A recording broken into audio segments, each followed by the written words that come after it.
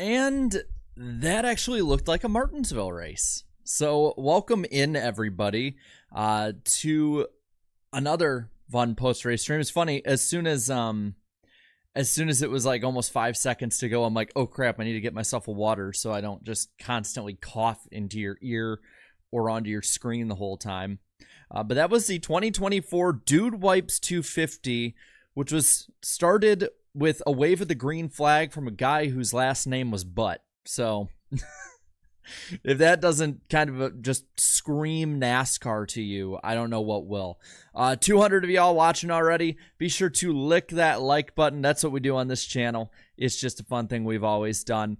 And I'm going to be honest with y'all, I actually had a lot of fun with this. I had a lot of fun with this race. I know it didn't end maybe the way that people wanted it to. I know that, maybe some would say it was too wreck fest enough, but, too much wrecking or any of that.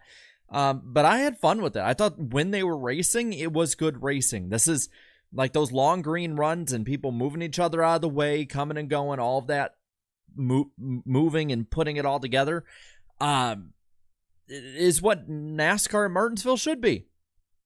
I just wish that I do wish we would have finished under green, but we can't finish every race under green. That is what it is, unfortunately. I'm not going to get too mad or too overboard about it.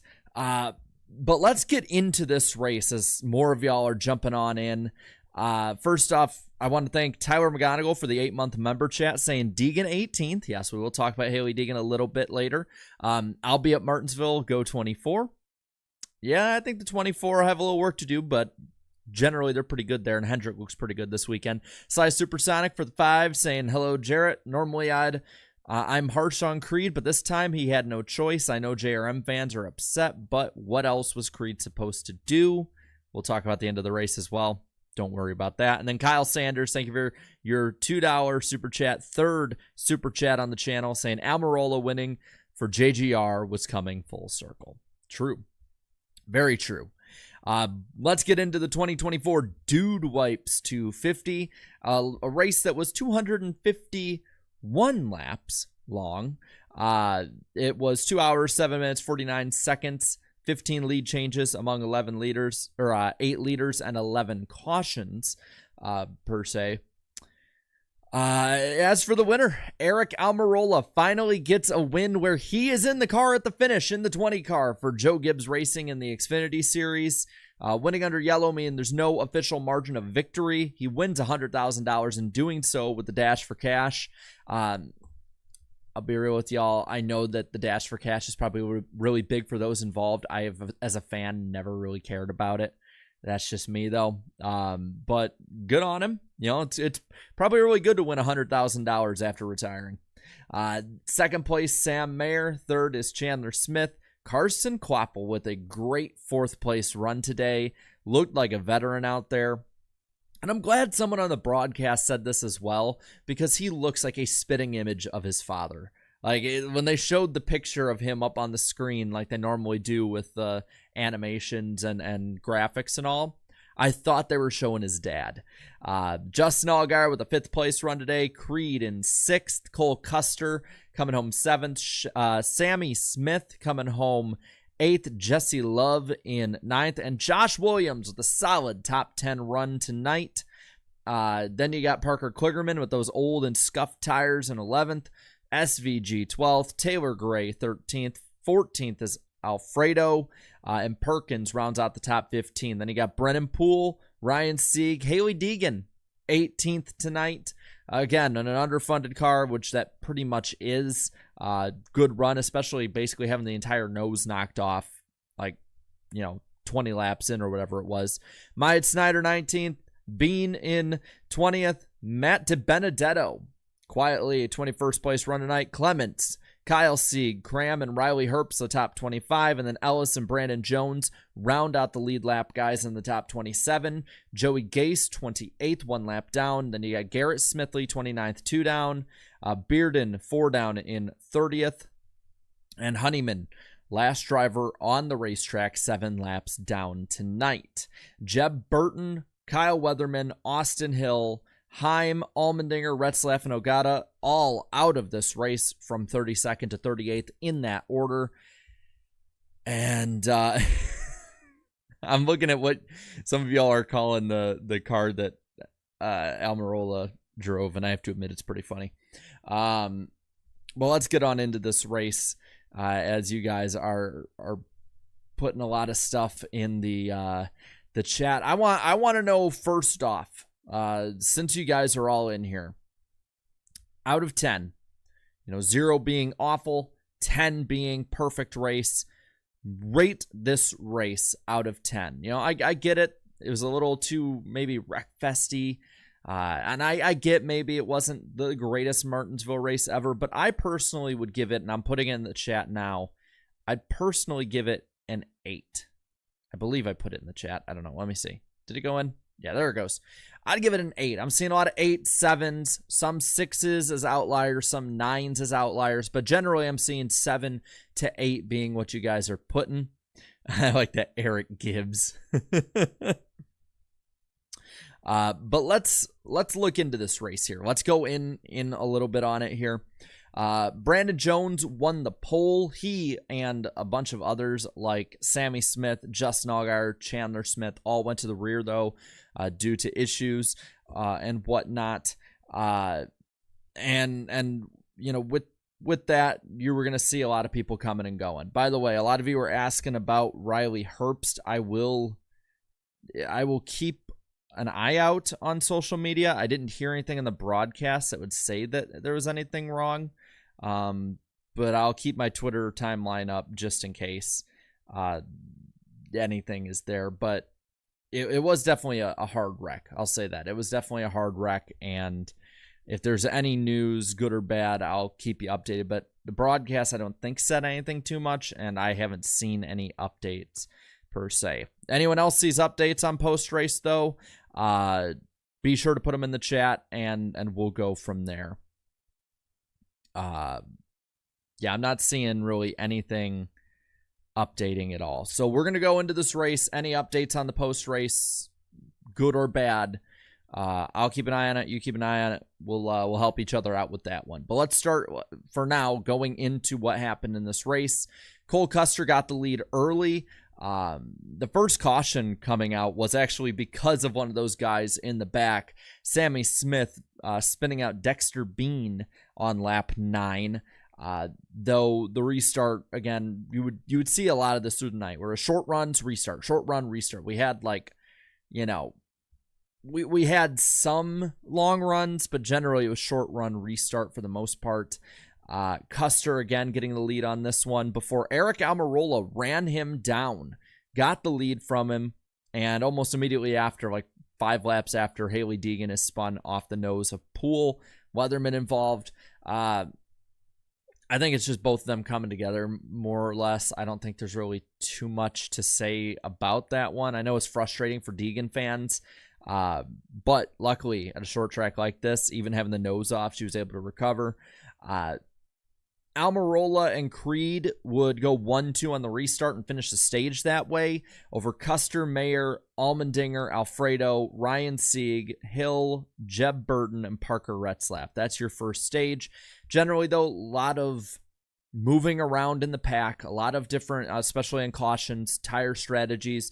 The JRM cards outside of, I believe, Mayer went and flipped the stage. That would help, well, wouldn't help Mayer, but he'd have the option of tires later on in the race because of that, while everybody else didn't. Yeah, I'm seeing you in the chat like Hammond Fanatic. I don't think Poole did much wrong. I don't think really Deegan did either. I think it's just they got together. It happens. This is Martinsville. It happens more egregiously to other drivers than what we saw there. But starting out stage 2 is where we get some of the first really big fireworks of the night. By the way, while we're going into stage 2, we're at 80 likes. Oh, well over 300 of you watching. Be sure to lick that like button. Let's get well over 100 likes while we go into stage 2, please. On lap 71, we get restarted, and immediately there's a big wreck. Brandon Jones misses a shift. Everybody else kind of gets into each other on the high lane, and you see a bunch of guys, fast guys out there. Allmendinger, Hill, Retzlaff was in it, Heim. A lot of good cars, basically just busted radiators on the spot, getting crashed out of this race. And I'm immediately looking right now, and 4 of them, Hill, Heim, Allmendinger, and Retzlaff, were knocked out all in one fell swoop from this. And I think at that point, you saw some of the craziness that we would later see reappear at the end kind of subside for a bit, because I think, with less cars out there, especially less good cars out there, you're just going to have a lot of problems getting, that many big moments with fewer competitive race cars out there. That's just how it rolls. We get a red flag from it, and I'll be real at this point. At least once a year we see this in the Xfinity Series at Martinsville, where we do have a stack up and a big crash. So I'm not, it's not really like I'm surprised in any way to see this. I'm surprised that we had so much wild stuff happen in this race when, at least in my experience, usually this race is the tame one of the two since they've come back. But we get it restarted, and at this point we got, again, the JRM guys up front. Sammy Smith had cleared for the lead.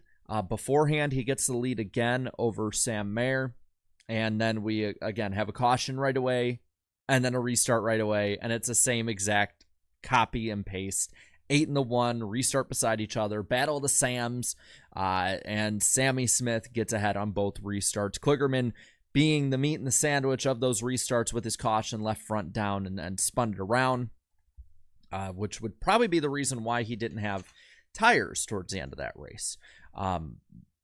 And really, once they got restarted, the only thing that really happened of major concern was Justin Allgaier getting underneath Sammy Smith, clearing him, getting the stage win over Almirola, Smith, Quapple, and Custer, the top 5. Then Creed, Jones, Chandler Smith, Jeb Burton, and Ryan Sieg. That ending out stage number 2.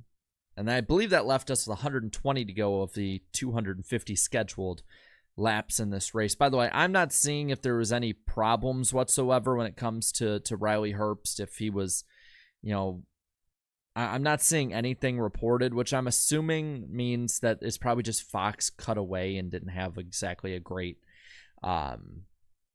production at the end of it. I mean, they were pretty much kind of hurrying to get away after, so I'm not going to worry unless there's a report worth worrying about. It's probably just poor production, if anything else. And right as I say that, Bob Pockrass reports Herbst is fine. He just talked to him. Video will be posted soon. So Riley Herbst is okay.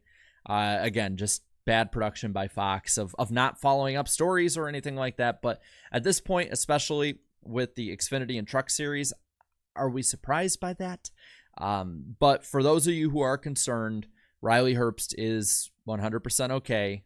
We're all good. Bob Pockrass being the one to report that. And I'll even double check to make sure it's not like the Bob Pockrass parody accounts. It's not. It's the one with, damn, Bob has almost 300,000 followers. Damn. But it's a real Bob. So Riley Herbst is okay. We're good. It's just, yeah, like Noah Coleman says, Fox is Fox. So good stuff all around with that. That's the stuff we like to see here. And we can continue on and then talk about the race without having to worry about anything. So, yeah, one more time, Bob Pockrass reported, well, let's see, there's a new version of the tweet. Yeah, reported that Herbst is fine. I just talked to him. I'll post a video soon. Those are Bob's exact words. So Riley Herbst, A-okay. Good to see. Very good to see. Really quick, Need for Speed. Thank you for the 5. Off topic, but you were right about being at the front for Avenged Sevenfold. I got there 6 hours early to get second row, and it was worth it. Best night of my life. Awesome. I'll let you know out there now, everybody. If you do go to Avenged Sevenfold or any real rock or metal show, if you can get to the front, it is so worth it. I've been row 2 and 4 to Avenged Sevenfold, as well as pretty much right up at the stage for All Time Low. I mean, vastly different bands, but off topic there, but a good off topic subject. I'm glad you had a good time. Yeah, if you're short, you do have to get there early, especially if it's standing only. But let's get into the final stage here. On lap 130, we restart with Aric Almirola firing off, and it's looking like Almirola at this point's the dominant guy of the night. Creed did put the bumper to him on this restart, but he really didn't make anything out of it. And again, the 20 just continues to run until we get a real debris caution with 81 to go. And this is where we find out Kligerman has no tires. You know, someone needs to make that Megamind meme, the no bitches meme one, but have it with no tires at the bottom of it. Because I feel like it would be applicable to NASCAR Twitter very often, and that meme would probably catch fire in a race that tires really, really matter. Like if somebody had that meme during the Bristol race, I have a feeling it would have been like at the top of the Bristol topic when it went trending across America. But Kligerman, he's not able to keep up. He has worse tires, worse car, worse everything. Of course, Almirola runs away with it again before Garrett Smithley goes around. Again, just short run for the most part. But I believe the longest run of the night was that run to start out the stage, and it was 49 laps, which for Martinsville standards is a medium run. It's not even a long run, even for the Xfinity Series. So at this point, we do have now a contested restart against Aric Almirola, and that is Chandler Smith. He launched out up front. NASCAR looked at the restart to make sure it was okay, which is we probably only heard about that simply because of what happened at Richmond. But they raced side by side for a good part of about 4 or 5 laps before Almirola finally gets by him. And it's looking like the 20 is going to run away with it. They're getting closer, like, you know, in running for the win until about 16 to go. When the caution does come out for Ryan Sieg going around, he just sounds like he had wheel hop and just, you know, lost it into turn 1. And in an interesting move with 11 to go, Aric Almirola takes the top line. He has not taken it all night. It has not been the best line all night. I have no idea, other than maybe to like throw off the competition, why he would do that. But with 11 to go, it looks like that's the move that's going to lose him the race. The 81 gets the jump. They stay side by side, but Smith just goes to the lead. Of course, Almirola moves him, and then Mayer goes right underneath a couple laps later. But Almirola had the lead, but that was enough to keep them close enough that had Mayer kept the lead on the next restart, the overtime restart we'll talk about in a moment, that would have been the race-losing move. I have no idea why Almirola made that decision other than overthinking the situation. Of course, we found out probably in the overtime restart what he was probably thinking, and it did end up working, so no harm, no foul, but still, in the moment, I'm pretty sure everyone was baffled with what he was doing. Mayer, of course, like I said, with 8 to go, moves AA, gets the lead right as the caution comes out. There's a crash on the front stretch, which I believe had 4 or 5 cars. Jeremy Clements was one. The only thing this really did was, 1, send them to overtime, but 2, it knocked Jeb Burton out of the race. But we go to overtime. It's the 1 and the 20 side by side, and in third is Sheldon Creed in the 18.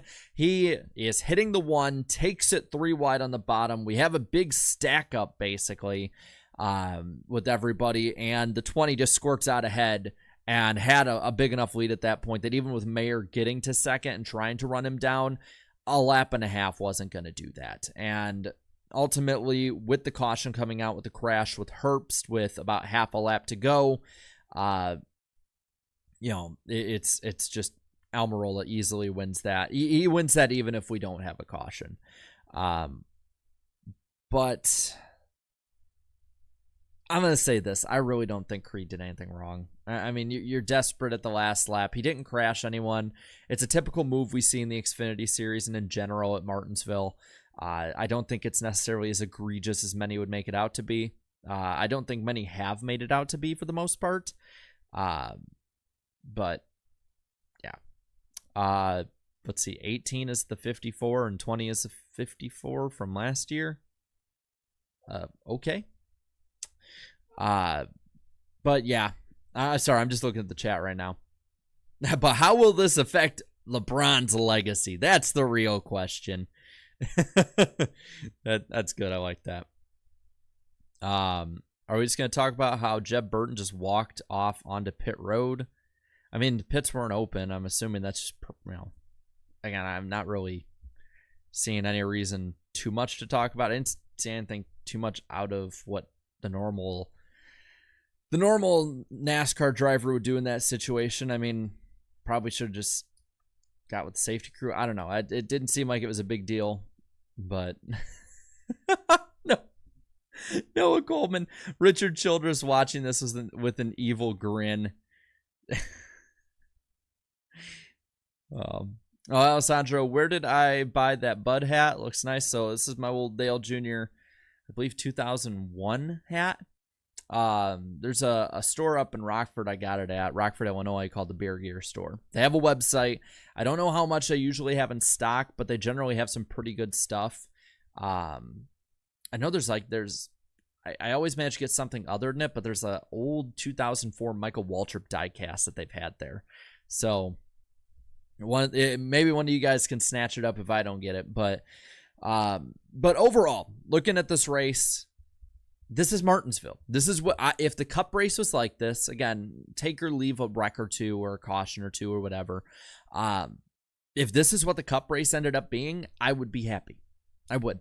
Like this in the truck race, this is, I think, better than the truck race. But this in the truck race, if the Cup race ended up being like either of them, maybe, again, less wrecks, I'd be happy. But I'm pretty sure we all know that's not going to be the case. If we are pleasantly surprised, I will be here tomorrow right after the race to talk about it. I don't care what the hell else is going on in the sports world. We're talking about Martinsville because, damn it, it's my favorite track. But I don't think we are. Maybe if we have a long, like 200 lap run at the end or something, or 100 lap run or whatever, and the tires can wear and we can have people pass after 50 laps like the last couple Martinsville races, maybe we'll have that. But the cars tomorrow just aren't going to do it. I love how, like, I do find it funny, like, half of you guys in the chat talk about stuff that I'm talking about in the moment and is pertinent to the conversation, and then, like, you have other people in there that are just, like, bitching at other people and having arguments, and I find it really, really funny. Like, I find it incredibly funny, and I'm just watching you all do that. Really quick, some business to talk about for a moment. Tomorrow we will be live after the Cup race, so definitely come on in. Let's have some fun. Right after stage 2 ends, we will have the stream up for you guys to be all up in the chat. And then Wednesday night, April 10th, we will be live on Danny B Talks channel. I'm realizing the common mistake I always make. I didn't put this up, but granted, it was also because I was, while doing this, making sure I had the right finishing order. I'm pretty sure we got because NASCAR was reviewing some stuff with the final wreck. So there are the final finishing results up top. Good Lord, you guys are wild tonight, man.